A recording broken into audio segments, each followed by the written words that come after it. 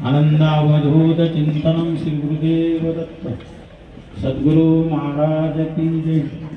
सब साधु संतन की जय।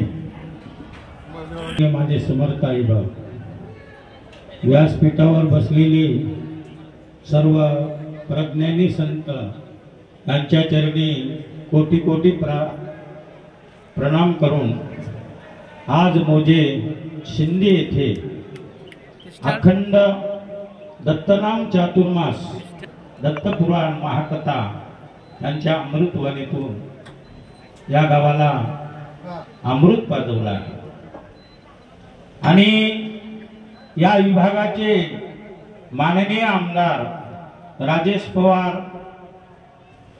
यांच्या सौभाग्यवती पूनमताई तसेच या गावातली उद्योगपती आमचे मारुतराव कवळे गुरुजी, खरोखरच आज भाग्याचा दिवस आहे।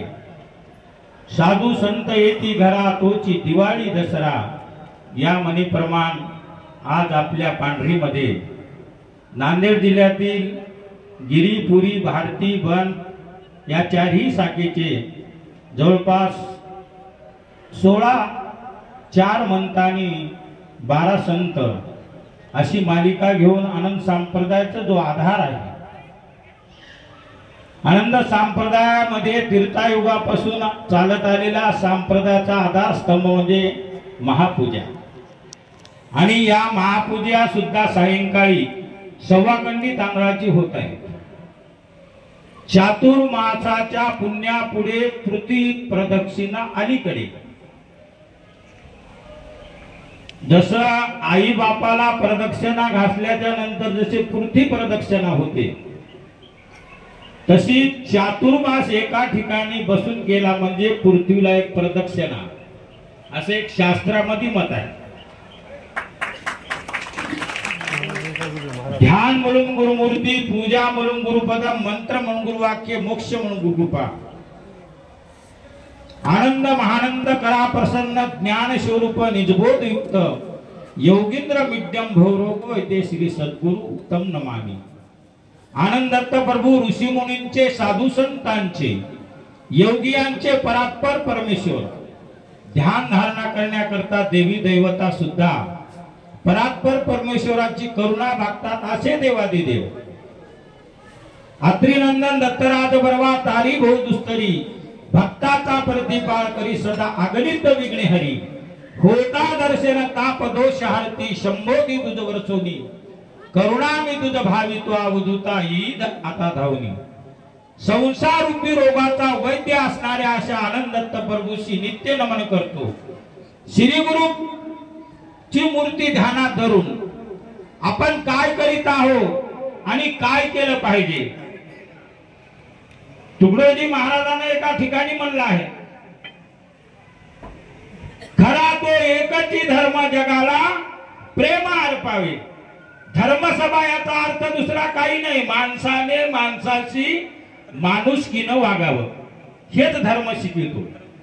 ख्रिश्चन धर्म आहे, हिंदू धर्म आहे, मुस्लिम धर्म आहे, बौद्ध धर्म आहे। धर्म हे कोणाला वाईट करण्याचं कधीही शिकवत नाही। जसं आपल्या मुलाला असो किंवा मुलीला असो आपले आई बाप चांगले संस्कार देतात। भारतीय संस्कृतीमध्ये त्याग व पवित्र बनायला फार मोठे स्थान आहे। केवळ पैसा, केवळ सत्ता याला भारतीय माणूस मान देत नाही, त्यामागे त्याग व पवित्रपणा पाहिजे। राजाच्या पालख्या कधी भारतीय माणसाने उचलल्या नाहीत, पण लाखो लोक संतांच्या पालख्या दरवर्षी घेऊन फिरतात। जनक राजा होता म्हणून नाही, तो ज्ञानीत होता, तो विरक्त होता म्हणून त्यांचे नाव प्राप्त काळी। निव्वळ पैसा आणि सत्ता याला कधी मान दिलेला नाही। झोपडीत राहणारा ऋषी यांच्या समोर सम्राट नतमस्तक होत होता। ही भारतीय संस्कृती आहे। पूर्वजन्मीच्या पुण्याने मानव जन्म मिळाला, तो सत्कारणी लावा। आपल्या शरीरात आत ऊर्जा केंद्र आहे, चैतन्य शक्ती आहे। आतील प्राण चुकीचा उपयोग झाला तर आत्मा झाकल्या जातो। पाप पुण्याचा हिशोब ठेवण्याचे भान माणसाला राहत नाही। क्षणिक सुखाच्या स्वार्थासाठी माणूस मनाला येईल तसे काम करतो. इतराची चर्चा करणे, वेळ फुकट घालवणे ह्या गोष्टी पापात मोडतात. असे करून माणूस आपले आयुष्य गमावतो. मनुष्य जीवन हे 70 ते 75 वर्षाचे स्वप्न आहे. जसे स्वप्नामध्ये दिसणारे सुखे झोप करतात, समाप्त होतात, त्याचप्रमाणे या जीवनरूपी स्वप्नामध्ये आम्ही गोळा केलेली सुखे व सामुग्री मृत्यूनंतर येथे पडून राहते. आमच्या सोबत येते त्या जीवनामध्ये आम्ही केलेली चांगली वाईट कामे, आम्ही केलेली भक्ती. म्हणून या स्वप्नरूपी जीवनामध्ये भौतिक सुखाच्या मागे न धावता आत्मसुखाच्या मागे धावा. आपले प्रारब्ध सुधारण्यासाठी भक्ती, सत्कर्म, साधू संतांची सेवा करणे आवश्यक आहे. हीच आपल्या पूर्वजांची शिकवण आहे. माणसाने इतर लोक काय करतात त्याची कधीच पर्वा करू नये. पर्वा करावी ती आपल्या मनाची. लोक वाईट म्हणतील यांची खंत बाळगू नये. लोक स्तुती सुमनाचे फुले उधळत असतील तर त्या प्रकाराने हुरळून जाऊ नये. कारण या दोन्ही कृती मागे लोकांचा स्वार्थ दडलेला असतो. तुमच्याकडून एखादे काम करून घ्यायचे असेल तर लोक तुमची स्तुती करतात, पण त्यांचे काम फत्ते झाले म्हणजे मग त्यांचा वर्तमान जमीन आसमानचा फरक पडलाच म्हणून समजा. हा माझा स्वतःचा अनुभव. आपण नियमावर बोट ठेवून वागणारे असाल, नेम धाब्यावर बसून इतरांची काम करण्याची तुमची सवय नसेल तर लोक तुमच्या निंद्या नालस्तीला महापूर आणतात.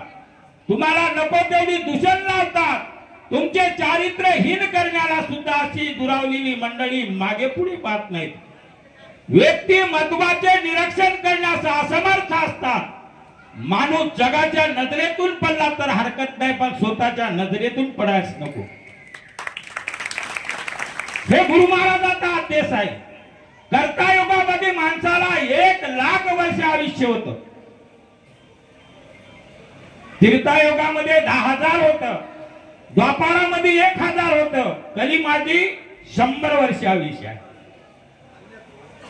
योगायोगानं ज्या मंदिरामध्ये अन्नदान होते, ज्या मंदिरामध्ये नामस्मरण होते, गुरुजी तुमच्या गावची स्तुती म्हणून करत नाही, पण अखंड दत्तनाम महाराज 4 महिन्यापासून या सतत या पांढरीवर चालत आहे म्हणजे तुमच्या भाग्य आहे. कलियुगामध्ये नामाशिवाय उद्धार नाही. कलियुगामध्ये कोणता तीर्थयात्रा करायला महत्व नाही. कलियुगामध्ये यज्ञ करण्याला महत्व नाही. कलियुगामध्ये फक्त अन्नदान आणि नामस्मरण हेच केलं पाहिजे.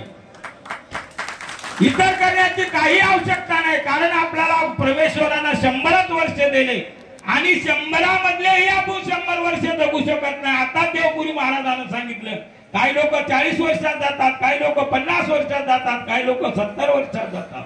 व्यसनापासून मुक्त व्हा. हाती काम, मुखी नाम. मुखाला फक्त नाम घेण्याचं काम, हाताने काम करत राहा. संसार संसार हे सगळं दुःखाचं डोंगर आहे. माणूस मेल्याच्या नंतर कमरेचा करदोडा सुद्धा माणसाच्या सोबत येत नाही, तर इतर काय आहे. फक्त माणसानं माणसाला ओळखा. गोरगरिबावर ज्याची दया माया करा.